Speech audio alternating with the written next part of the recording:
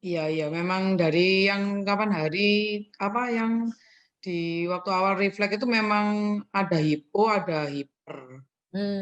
Nah itu yang hiponya, itu kita kasih makan. Ya, maksudnya itu kita kasih kayak anak hipo itu kayak orang kelaparan gitu terhadap Mhm. sensori itu. Jadi kayak distimulasi sendiri yang hiponya itu ya, Bu, ya? Pokoknya dikasih dikasih mamanya dia sukanya tadi itu mainan, mainan apa yang dia suka. Nah, diperhatikan, oh dia sukanya mainan yang seperti ini. Berarti dia memang punya kebutuhan seperti ini, ya kita berikan. Nah, yang hiper, itu hiper juga nggak bagus. Akhirnya Mhm. nggak belajar. Nggak belajar untuk memakai sensori itu sebagai eh, apa dia nggak bisa menerima inputan dari sensori yang hiper itu, Bu. Akhirnya dia nggak belajar dari sensori itu. Mamanya kayak main pendengaran. Wah, susah kalau mendengar. Kalau taktil, dia juga nggak mau. Dia nggak tahu cara rasanya. Ini rasanya itu apa? Saya nggak tahu. Jadi kita harus menurunkan sensitivitasnya yang hiper. Yang Mhm. itu menurunkannya ya harus pelan-pelan itu saya ngomong pelan. Terus ada ritmenya. Terus kita Iya. jam karena dia dia nantinya akhirnya sensitivitasnya akan menurun. Nah, itu tapi memang butuh butuh apa ya, ketelatenan, kesabaran karena ndak gampang menghilangkan hipersensitif dengan dalam satu 2 bulan. Iya, itu Bu Mingfei, mau tanya lagi. Yaya itu kan paling suka itu mainan tuh yang berbau huruf itu loh, A, B, C itu. Nah itu nek dia udah main itu, maksudnya mainannya itu ya cuma huruf-huruf itu aja atau papan papan tulis yang bisa dihapus itu loh Bu.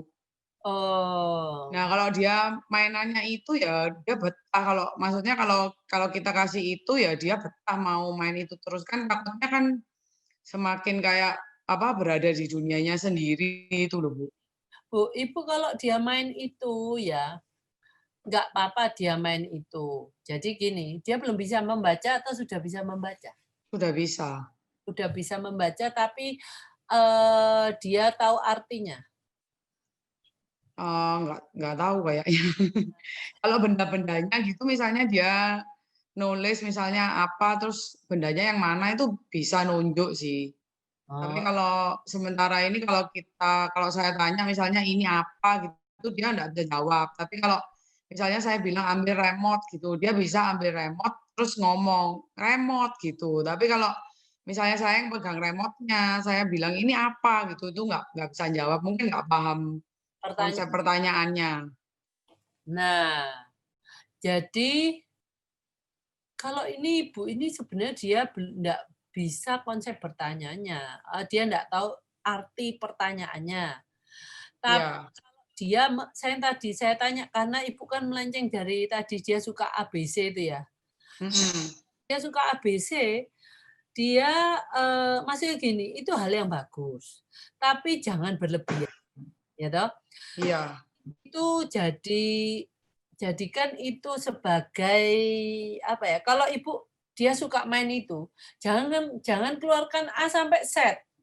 Mungkin kasih kasih, apa namanya, ambil sebagian gitu ya. Kita kan pengennya dia bisa A, B, C, D, E mungkin ya. Hilang mungkin kita ambil C sama A, B sama D, kita ambil ya. Terus dia ngomong, "Ayo ayo kita atur yuk, kita di apa, diurutkan." Loh, terus yang hilang yang mana? Oh, yang bilang ini. Habis apa? B. Oh, yang hilang B. Jadi itu kan dibuat, sebagai suatu permainan akhirnya memperluas komunikasinya dia, Bu. Jadi umpamanya, "Yang hilang mana?" Cuman kata-kata kata itu. Kalau "Apa ini?" Dia ndak yang ndak bisa menjawab. Ibu yang menjawab orang lain, "Remote." Atau di remote-nya Ibu ditulis kata-kata REMOTE, remote. Nah, dia kan oh iya, terus, siapa lagi yang ini, warnanya beruang, tulis saja beruang. beruang. Apa ini? Dia lihat, kan dia pintar baca toh. Ya. Beruang. Nah, kalau dia nanti sudah bisa, itu tulisannya dihilangkan. Oh iya ya Bu. Jadi kayak pakai bantuan tulisan gitu ya Bu.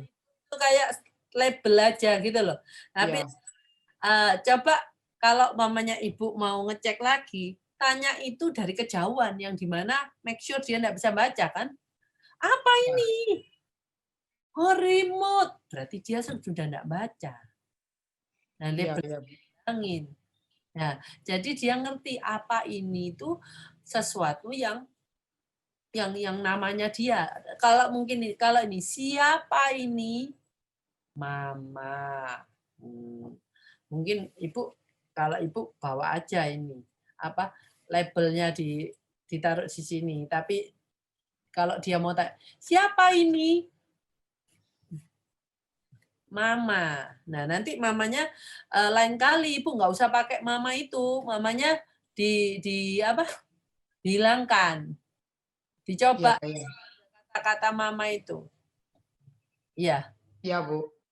Oke, nanti kalau itu untuk membuat dia bertahan di dalam kelas itu, Bu, pakai salah satu nih. Sebelumnya, Ibu kasih dia proprioseptif ini banyak yang membantu. Jadi kayak meremas-remas ini, ini apa, atau pakai kakinya nendang-nendang apa gitu ya, yang hubungannya inputan ke sendi-sendinya.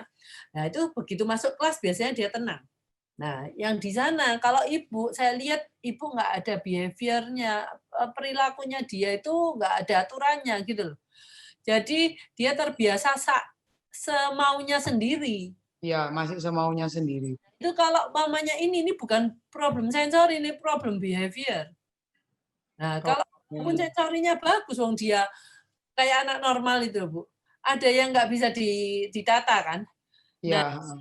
bukan problem sensori ya, dia problem perilaku. Selama ini dia tidak pernah diarahkan untuk jadi seperti mengikuti suatu peraturan gitu. Nanti setengah mati ini tambahan. Kalau Iya, iya Bu. ya, Iya Bu.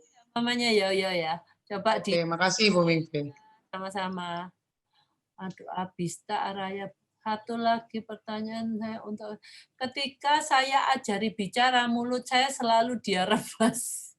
Selalu setiap ada yang bicara sama dia, mulut lawan dia atau ditutup. Kalau kita membaca bicara terus telinganya dia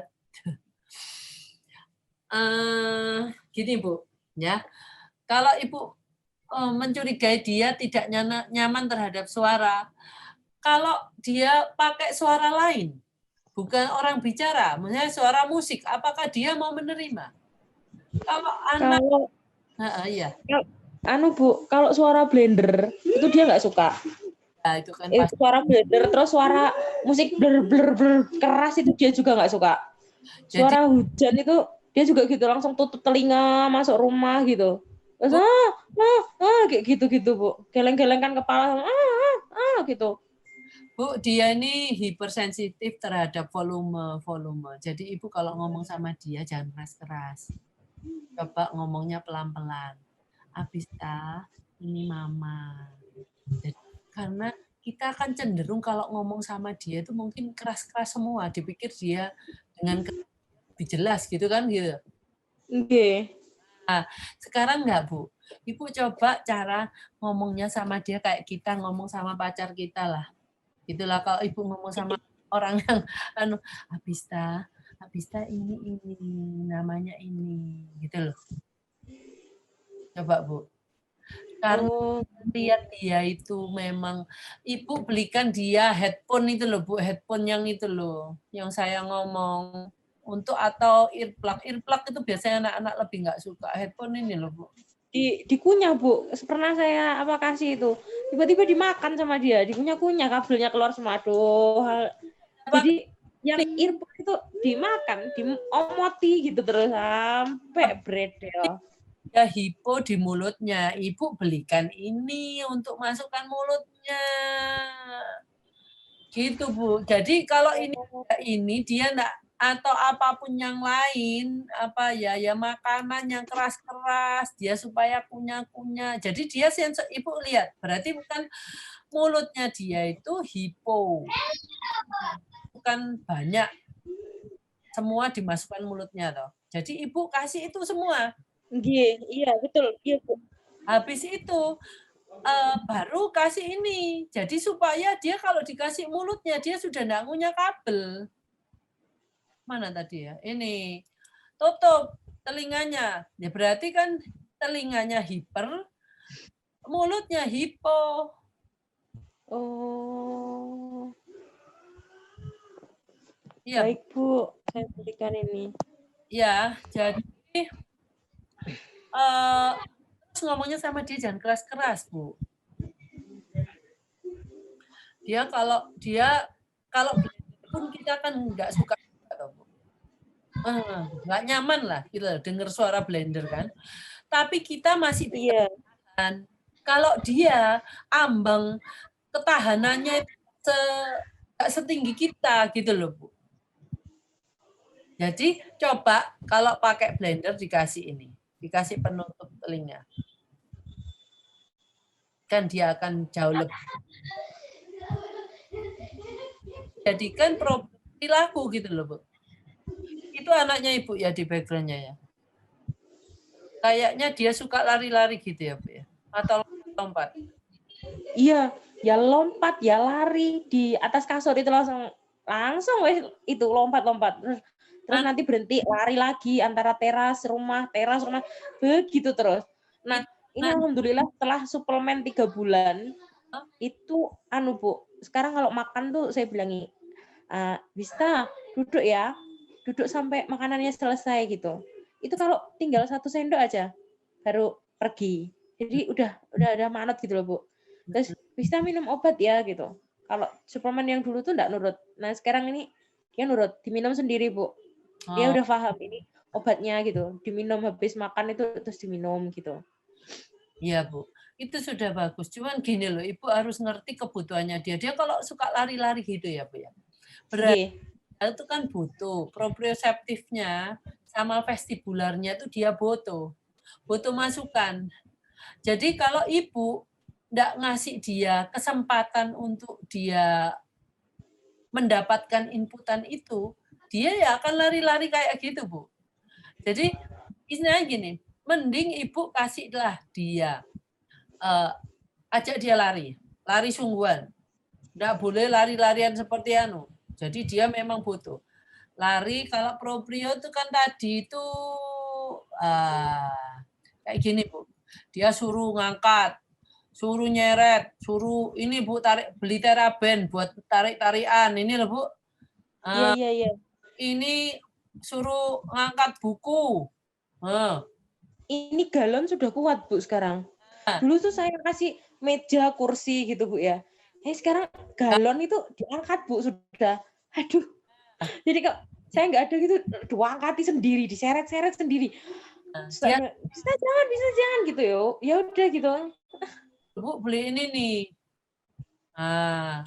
Terus iya, dia butuh. Ini juga kalau mau duduk, dia duduk tenang, kasih dia di bola sambil dia bisa goyang-goyang karena dia butuh vestibular juga itu.